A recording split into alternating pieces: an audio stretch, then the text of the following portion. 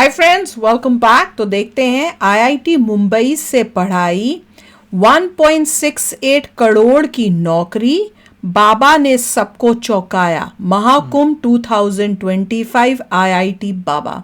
तो वीडियो शुरू करते हैं। वीडियो शुरू करने से पहले अगर आप चैनल पर नए हो और आपने अभी तक सब्सक्राइब नहीं किया तो जल्दी से पहले सब्सक्राइब के बटन और बेल आइकन को क्लिक कर लो ताकि आपको हमारे सारे न्यू वीडियोस के नोटिफिकेशन मिल जाएं जैसे हम अपलोड करें। अगर आपको वीडियो पसंद आता है प्लीज लाइक एंड शेयर। चलिए शुरू करते हैं। और दूसरे दो चैनल्स उनको भी सब्सक्राइब कर लेना, लिंक से डिस्क्रिप्शन बॉक्स में, वहां पे भी आपके रिक्वेस्टेड वीडियोस आ रहे हैं। इनका हमने एक वीडियो किया था, उसमें बड़े सारे कमेंट्स आए थे कि ये वाला वीडियो करो, आपने वो कौन सा इंटरव्यू देख लिया। मैंने कहा भैया जो रिक्वेस्ट में आया था, लिंक्स नहीं भेजोगे तो कुछ नहीं पता चलेगा। अगर लिंक्स भेजोगे ओ लिब में तो हमें पता चलेगा, उसी हिसाब से फिर रिएक्शंस होंगे। तो चलो देखते हैं ये वाला इंटरव्यू। महाकुंभ 2025 में अलग अलग तरह के संत हैं, अलग अलग तरह के लोग हैं और यहाँ देखिए बैठे हुए हैं जी। क्या नाम है आपका? कौन सा वाला नाम? कौन सा वाला नाम? इसके बाद वाला नाम? मेरे को अभी बहुत सारे मिले यहाँ पे। मशानी गोरख, बटुक भैरव, राघव, माधव, बहुत सारे नाम मिले हुए मेरे को। अच्छा जी। सर्वेश्वरी, जगदेश्वरी, जगदीश। जिसको जो दिखता है। अब क्या करें, दुनिया में कभी भी अंत हो सकता है यार। हंसते हंसते मरूंगा मैं। हंसते हंसते अभी भी अंत हो सकता है ना मौत का। कभी भी अंत तो समझ नहीं हंसे सकते तो हो। फिर एक दूसरे यार मैं तो बिजी था, भगवान ने तो रुको रुको, टाइम को रोको मौत को। तभी तो इस मोमेंट में भी रहेंगे। शांत भी हो सकते हैं, जरूरी नहीं हंसना। हाँ, पर वो सही है, हंसना वो ब्लिसफुल स्टेट होता है ना, नेचुरल। बहुत अच्छे तरीके से आप बात कर रहे हैं। हमें लग रहा है कि आप पढ़े लिखे बहुत हैं। हाँ, आईआईटी बॉम्बे से पढ़ा हुआ हूँ। जी, आईआईटी बॉम्बे से एरोस्पेस इंजीनियरिंग किया ना मैंने। आईआईटी मुंबई से हाँ एरोस्पेस इंजीनियरिंग। हाँ। उसको भी शौक लग रहा है। इस अवस्था में कैसे प्राप्त हुए? ये अवस्था तो सबसे बेस्ट अवस्था है। ज्ञान के पीछे चलते जाओ, कहाँ जाओगे? यहीं पे आओगे। रहने वाले कहाँ के थे आप? हरियाणा, मेरा जन्म स्थान हरियाणा है। रही तो बहुत जगह पे है, जैसे मुंबई में भी आईआईटी मुंबई में थे, 4 साल वहाँ पे पढ़ाई आईआईटी की। मुंबई फिर वहाँ से सबसे एमएस किया। टफ। फिर मैं दिल्ली, फोटोग्राफी मुंबई। सब में चला गया, आर्ट्स में, इंजीनियरिंग से, 3 इडियट्स की तरह। 3 इडियट्स की तरह। अच्छा, तो जब आपने एरोस्पेस इंजीनियरिंग में पढ़ाई की उसके बाद कहीं नौकरी भी किया? कोचिंग में पढ़ाया ना मैंने, फिजिक्स पढ़ाया 1 साल। ओह, जो कोचिंग में इसलिए पढ़ाया जो कि वो मैं फोटोग्राफी में काम करना चाहता था, वो बिना डिग्री के कोई काम दे ही नहीं रहा था। तो 1 साल वो कोचिंग में पढ़ा के उसका एक एंट्रेंस होता है अलग से, फिर वो क्लियर करके फिर से वो मास्टर्स इन डिजाइन डिग्री है ना, ये डिजाइन में होता है, interaction design, visual communication, product design, animation, ये सब चीजें। तो वो सब चीजें सीखी मैंने फिर।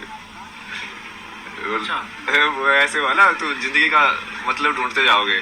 तो पहले जिंदगी का मतलब, जैसे मैं इंजीनियरिंग टाइम पे भी फिलोसफी के कोर्सेज लेता था, ये पोस्ट मॉडर्निज्म, सोक्रेटिस, प्लेटो, ये सब भाई क्या बोल रहे हैं। समझने के लिए ना कि मीनिंग ऑफ लाइफ है क्या, करना क्या है। तो समझ में आया मीनिंग ऑफ लाइफ? तो उस टाइम पे समझ में आया कि अच्छा पैशन मीनिंग ऑफ लाइफ है। तो मैं चलो फोटोग्राफी करेंगे भाई, घूमेंगे, ड्रीम लाइफ जिएंगे, हर जगह जाएंगे, अपना पैसे भी आएंगे, मजे भी करेंगे, सब दुनिया ही दुनिया है। पैसा कमाया? हाँ, पैसा तो मैं वैसे भी कमा ही सकता था, पर वो फोटोग्राफी वाला पैशन उसको पूरा किया मैंने। मतलब ट्रैवल और फोटोग्राफी, ट्रैवल फोटोग्राफर था ना मैं। कब आए यहाँ? यहाँ पे तो कल ही आए थे। अखाड़े में तो सुबह ही आए, मतलब आज। इसके पहले कहाँ रहते हैं? इससे पहले काशी था मैं, 1.5 महीने के आसपास। अच्छा जी। काशी में बहुत सारी बैठ जाए आप, बगल में आपके? हाँ, आराम से बैठिए यार। इससे क्या दिक्कत ये है? गाड़ी भी यहीं हो रही तो यहीं बैठते हैं या कहीं और भी बैठते हैं? नहीं है तो मैं अंदर में खड़ा था ना, तो बाहर ये बस थोड़ा सा। हाँ भैया, हाँ जल्दी निकल जाओ। हाँ, वो खुश है ये बेचारा परेशान। आप यहाँ पे दो इस extremes। जगह पे ये पाइप पे क्यों बैठे हुए थे? नहीं, वो उस बैठने की जगह ही वही थी, तो कहीं पे बैठ जा, मैं तो नीचे ही बैठ जाता हूँ। तो कितने साल से बनारस में है? नहीं 1.5 महीने से था। उससे पहले 3-4 महीने ऋषिकेश था। उससे पहले फिर मैंने पद यात्रा किया था 2000 किलोमीटर के आसपास में। मनाली से चलना शुरू किया था पहले, रोज चलता था 20 किलोमीटर, पूरा 4 धाम किए, फिर ऋषिकेश आया। ये आपकी ये इस अवस्था की यात्रा कहाँ से शुरू हुई? ये वही है ना, तुम वहाँ पे जाओ, ढूंढा, वहाँ पे नहीं मिला, फिर फोटोग्राफी किया, फिर वो भी नहीं मिला, फिर वो क्या यार क्यों घूम रहा है तू, घूमे जा रहा है, कोई है ही नहीं तेरा, अपना अकेला ही जा रहा है, जुलिया में जी रहा है, कुछ पता ही नहीं तुझे। फिर मैं सब छोड़ के धर्मशाला चला गया। फिर वहाँ पे मैंने बेसिक चीजें सीखी। मेरा खाना बनाना तो आता ही नहीं है, दुनिया में इतनी सारी चीजें सीख ली, अभी ये बेसिक चीजें समझ में नहीं आती तेरे को कि खाना कैसे बनता है। तो समझो थोड़ा स्टिल लाइक माइंड को ना कि हाँ छोटी छोटी चीजों पे ध्यान दो, जिंदगी की रोजमर्रा की एक एक चीजें जो तुम कर रहे हो वो कैसे होती है। तो माता पिता ने पढ़ाई लिखाई कराई थी आपको? पढ़ाई वो कहाँ है? मम्मी पापा कहाँ है? मम्मी पापा ने तो जैसे ही तुम भगवान का नाम लेते हो आधे तो भारत में ऐसे बोलते हैं भाई ये तो पागल हो गया, जैसे तुम ध्यान में बैठते बोले ये तो बाबा बोलेगा, ये तो भाग जाएगा घर से।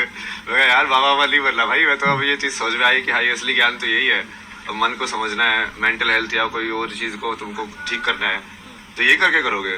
लेकिन लोग तो कह रहे होंगे कि आपकी मेंटल हेल्थ ठीक नहीं है। तो लोग तो कुछ भी बोलते रहे तभी तो चैनल तो लोगों से फर्क क्या पड़ता है, मुझे फर्क नहीं पड़ता।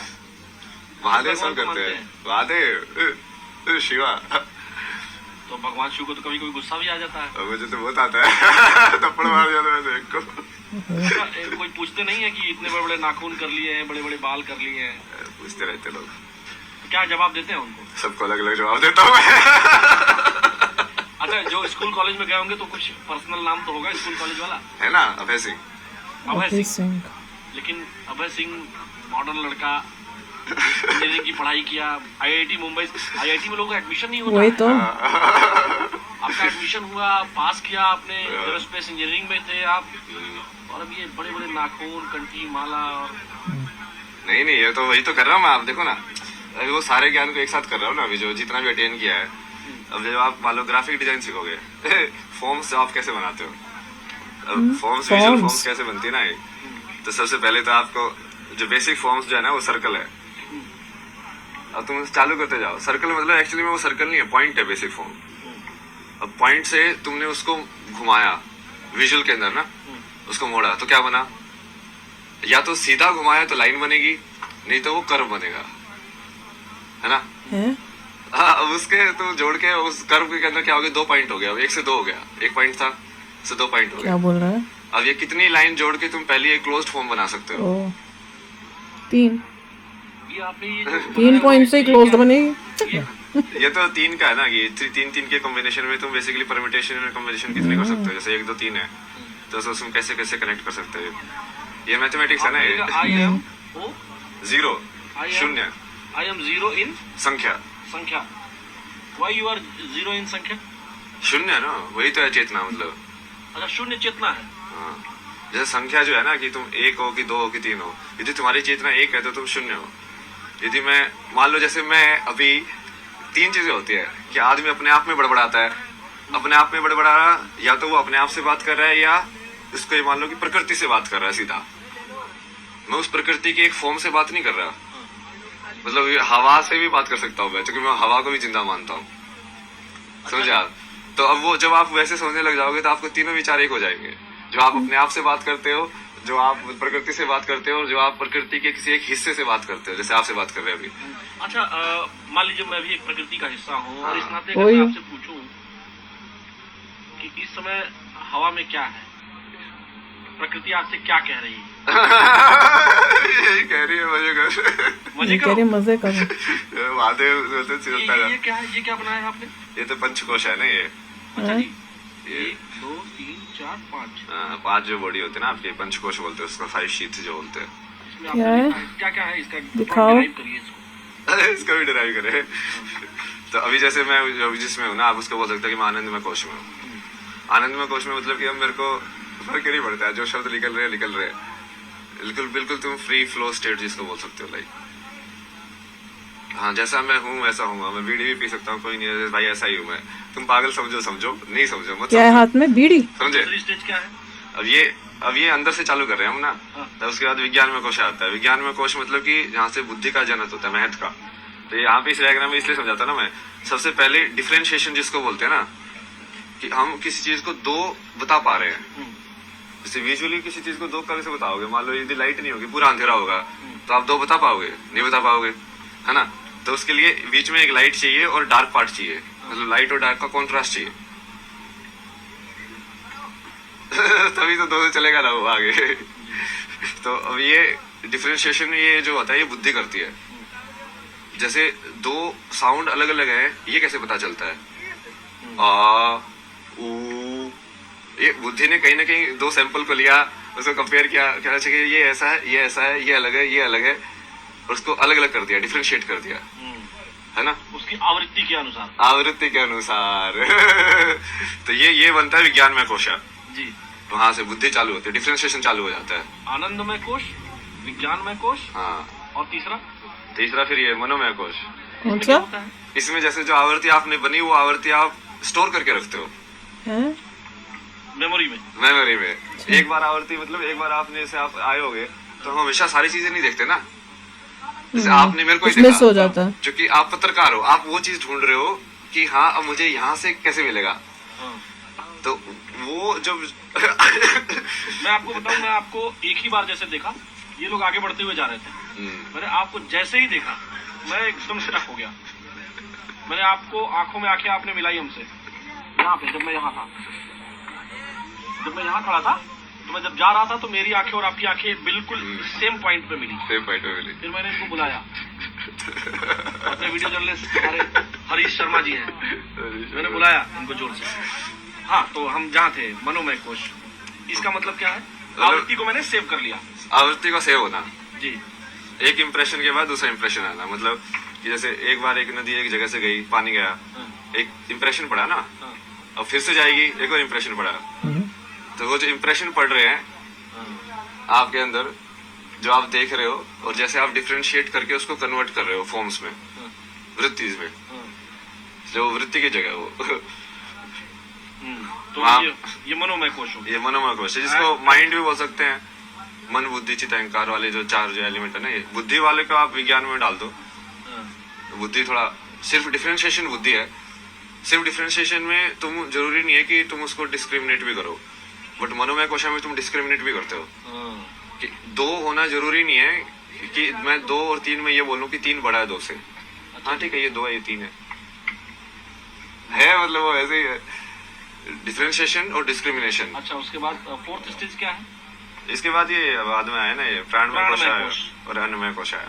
तो क्या प्राणमय कोश तो ये आप उसको वैसे मान लो ना, ये अपना जो फिजिकल एनर्जी जो मूवमेंट हो रही है ना, जिससे हार्ट बीट, एयर सब ये सब, मतलब जिसके वजह से सारे अंग काम कर रहे हैं, वो प्राण। हाँ, मतलब जैसे हम किसी चीज को नीचे पुश करते हैं, जैसे मान लो जैसे पोटी में जाते हो, तो वो मूवमेंट भी हम कैसे करते हैं, जब आप वही धीरे धीरे उस चीज को ऑब्जर्व करोगे कि हमें खाना खा रहा हूँ तो ये नीचे ही क्यों जाता है, और कैसे वो तुम अपने अंदर उसको मूव करते हो खाने को, और वही उसको पान वो पास जो वायु जैसे बोला गया उसको।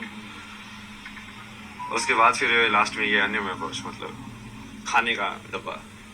तो अलग अलग डब्बे हो गए ना, ये खाने का डब्बा, खाने के डब्बे के अंदर फिर लाइक ऊर्जा का डब्बा, उसके अंदर फिर लाइक यादों का डब्बा, फिर उसके अंदर फिर लाइक अलग अलग करने का डब्बा, और उसके पीछे फिर आनंदमय कोश, मतलब ब्लिसफुल।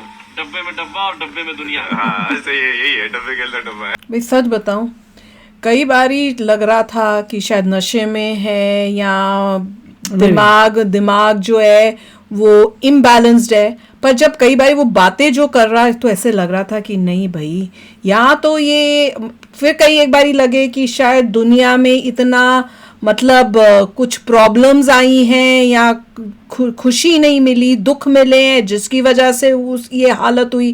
फिर ऐसे लगे कि नहीं हो सकता है दिमाग जो है वो, हम जैसे आम लोग दुनिया में फंसे पड़े हैं, इस बंदे का ऐसा दिमाग है जो आम जिंदगी जो है कि हम ये कर क्यों रहे हैं, मतलब एंड रिजल्ट है क्या, उसके ऊपर फोकस है। हम लोग उसको भूल जाते हैं, दुनिया में फंसे हुए होते हैं। कई लोग हैं जिन्हों को वो रियलाइजेशन हो चुका है कि अल्टीमेट क्या है, अल्टीमेट तो डेथ है। तो उस डेथ से पहले हमें क्या करना चाहिए जिससे अपनी जो जिंदगी है या वो जो अल्टीमेट गोल डेथ है वहां पे हम सक्सेसफुल होके, मतलब वहां वो रीच जो करें वहां पे सक्सेस मिले, फेल नहीं हो कि गड़बड़ चीजें करते हुए वहां जब जाए तो रियलाइज हो कि भैया हमने तो कुछ ठीक किया ही नहीं लास्ट में। और जैसे हंसते हुए कि बाबा हंसने तो मेरे को तब लगे, पर जब उसने बोला कि भाई कभी भी मौत आ सकती है तो इसलिए मैं हंस रहा हूं कि आज अभी मौत आई तो हंसते हुए जाऊं, वो मरूंगा। तो कई बारी तो बातों में लगे यार बात तो बड़ी कमाल की है। कई बारी जब वो हंसे तो फिर लगे यार गड़बड़ तो नहीं है, तो बड़ी वो हो रहा था। पर बातें जिस तरह से की, कॉपी जैसे लिखी हुई सब वो, कहीं से मतलब नोट्स बनाए हाँ हैं, नोट्स बनाए हैं, सब किया है। और समझाने का, और डिफरेंस देखो कि वो खुद खुश है कुछ नहीं लाइफ में। देखो क्या है, बुरी हालत हमारी तरफ, हम लोग तो ये सोचते हैं ना कि बुरी हालत है, बैठने की तक जगह नहीं, जहां मिला अगर मैं वहां बैठ जाता हूं। तो हम जैसे आम इंसानों को तो ये लगता है। और जो इंटरव्यू ले रहा था वो बेचारे के पास सब कुछ है, हाँ मतलब अच्छे कपड़े सब कुछ था, पर उसके फेस पे स्माइल नहीं थी, वो बेचारा परेशान लग रहा था और ये हंसी जा रहे। तो वही मैं सोच रही थी, हम लोग भी ऐसे हैं कि सब कुछ मिलने के बाद भी खुश नहीं है। वैसे वो जो खुशी होती है वैसी नहीं खुशी, जितनी खुशी ये एक पाइप पे बैठे हुए बंदे के पास। आपको क्या चाहिए उसके हिसाब से जो आपको चाहिए, अगर नहीं मिल रहा तो परेशान रहेंगे, मगर आंसर भगवत गीता में है। आप पढ़िए, भगवत गीता समझिए और उस पर फिर आपको ध्यान देना पड़ेगा, समझना पड़ेगा, सोचना पड़ेगा, तभी आगे। कई लोग भगवत गीता पढ़ते हैं मगर कुछ निकलता नहीं है क्योंकि सोचते नहीं है हर पॉइंट पे। अगर आप एक चीज़ करें उस पर बहुत सोचें, वो आपको समझ आ गया, फिर आगे बढ़ें, then you will be fine. और सबको पता होता है कि एक दिन जाना है, आप खाली हाथ आए थे, खाली हाथ जाएंगे, सबको पता होता है, पर लोग करते क्या है, करते तो नहीं, उससे कुछ करते हैं, पता होने के बाद भी इंसान कुछ कर रहा है उस अल्टीमेट पे। कर रहे हैं, बहुत लोग कर रहे हैं। पर्पस आपका था टू इम्प्रूव योरसेल्फ, अच्छा कैरेक्टर करिए, अपना कर्म करिए, अच्छा कैरेक्टर करके जाइए। और बहुत लोग हैं जिनको समझदारी है, जो अच्छे कैरेक्टर के लिए ही कर रहे हैं, उनको पता है। और सब बकवास है, सिर्फ कैरेक्टर ही मेन चीज़ है। तो भैया आप भी बताना आपको क्या लगा देखकर।